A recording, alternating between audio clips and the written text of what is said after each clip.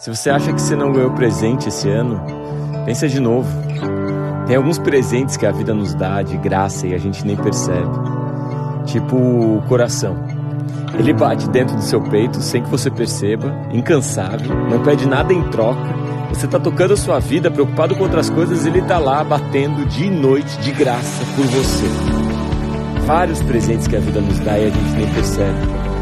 As coincidências da vida que nos apresentam pessoas que por alguma razão foram gentis com a gente.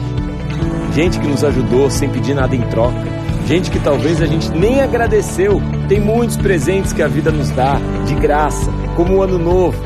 Quando a gente está cansado, não aguenta mais aquele ano, quando a gente está sem energia, vem um ano novinho, recarregando nossas baterias, dando uma esperança inexplicável de que as coisas vão melhorar. Tudo vai dar certo, tudo vai ficar bem. Alguma coisa muda dentro da gente, de um dia para o outro, da noite do dia 31 para amanhã do dia 1º, que é mais um presente de graça que a vida nos dá, sem pedir nada em troca.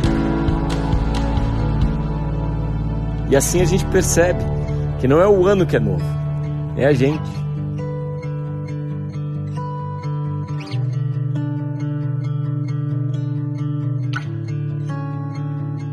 Feliz você novo.